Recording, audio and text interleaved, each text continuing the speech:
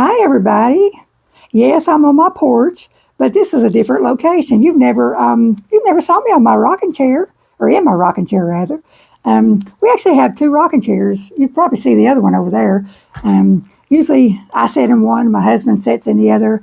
But I decided just to chat with you on my rocking chair today. We've been actually cleaning the porch this weekend. My husband's been taking the pressure washer and spraying the porch down, spraying all the furniture down. And so my rockers have been kind of dusty and dirty over the winter, and I haven't been sitting out on the rockers. And so now that they're clean, I'm going to probably chat with you some on the wooden pine rockers, and I just love them. And I'll probably do some chatting with you on my rockers sometime. And but my porch swing is right here. Don't worry. Right here's my porch swing, and we'll still have some porch swing chats. You know how I love my porch swing.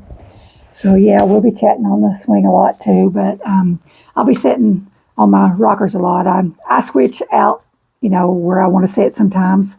And but we have cushions too that I'm going to have to put on my swing and on my rockers and things because I'm getting old and my bones, are not what they used to be. And when I sit out here a while, it kind of bothers me. So I'm going to have to put my cushions back out for the summertime. And so we have them stored in an outbuilding, in some plastic bags and stuff. So I'm going to have to wipe them down and put them out there. So we're a little late, getting all this stuff cleaned up and everything this year, but we'll get it done. And I'll be able to enjoy my porch my porch sitting more. Yeah. So what have you all been doing? I haven't chatted with you in a little while, even though I've been putting videos up, but I just hadn't got to really chat with you, and I need to do more of that. I'm getting behind in my chatting with you. So just let me know what you've been doing. And like I said, we've been cleaning, and as the warm weather gets, here, I'll be more busy and everything, but I'll still try to do my chatting with you and catching up with you. But, so yeah, last week I celebrated my 33rd anniversary. So we went out for the day. We didn't have any plans at all. I think that was Tuesday, maybe. I can't even remember, but I know it was last week we had our 33rd anniversary. And so we didn't have any plans. We just decided we were just going to wing it. And we got up that morning and we just went. And we just went riding around. We enjoyed ourselves. We ended up at a real pretty park called Hungry Mother's Park, about an hour and a half to 2 hours from here. It's a park that we love to go, but we've not been there in a few years since we've been there. So we spent the time walking around in the park, enjoying ourselves, and it was just a nice day. And we went riding around more. We didn't do anything big and fancy because we're not big and fancy people.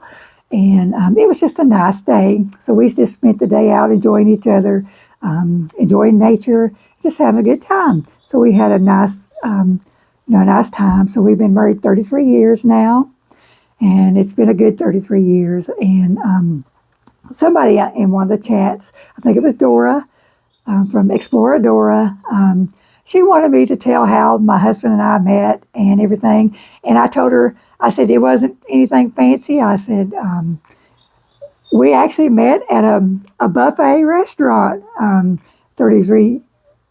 than 33 years ago. And I said, it wasn't anything elaborate, but she said she wanted me to tell about it. And I said, yeah, I will on one of the videos, maybe near my anniversary. So I'm going to do that today, how my husband and I met. I actually knew my husband's parents and his brother and his sisters before. We all went to church together, and but I didn't know my husband. He lived in another state.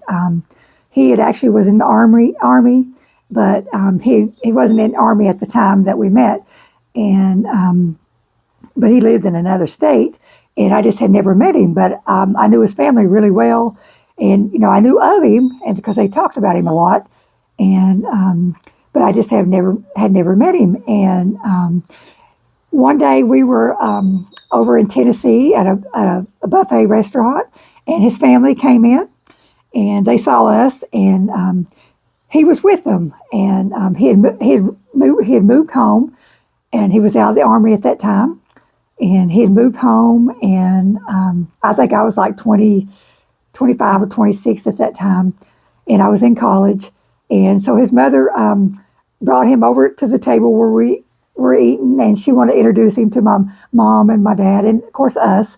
And I was just sitting there eating away. I think I was eating mashed potatoes and gravy. I know I was eating vegetables because I'm a vegetarian, so it had to be vegetables that I was eating.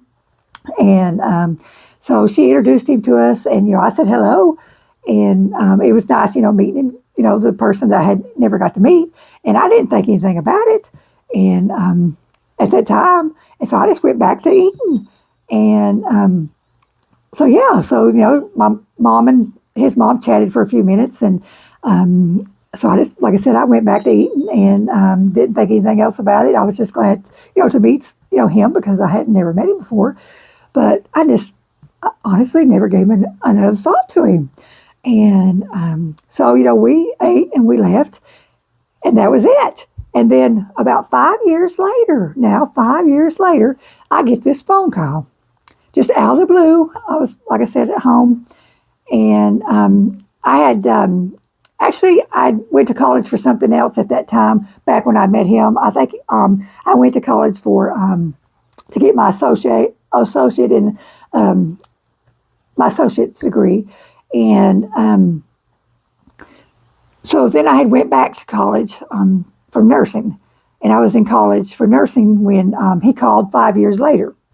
And just out of the blue, he called, and I picked the phone up. And back then, we didn't have caller ID or anything. And I picked the phone up, and all at once, this voice says, this is, and then he said his name. He doesn't want me to say his name on social media or anything like that. That's how private he is, so I'll not say his name. But he said his name, and he said, "Do you know who I am?" Well, surprisingly enough, I did remember him. And I said, "Yes, you're so-and-so's son." And then we just started chatting. And that's how it kicked off from there, we just started talking, and he just started calling me. But that day, my sister actually came in. She was married at that time. Well, she's still married, but she had been married for a few years at that time. And she came in, and I was on the phone, and she knew that, I guess from the way I was talking, that it wasn't just a close friend I was talking to, or just somebody that she knew or anything. So when I got off the phone, she said, "Who was you talking to?" And I told her, and she was like, "Well." And then my mom came in from work, and my sister, she told my mom, she said, "Debbie was on the phone with a man." I mean, she made this big production out of it. I mean, like I had never talked to a man before. And I mean, it was funny, we laugh about it now, and everything. I mean, I had men friends, that I had talked to on the phone, and who I'd had a boyfriend or two.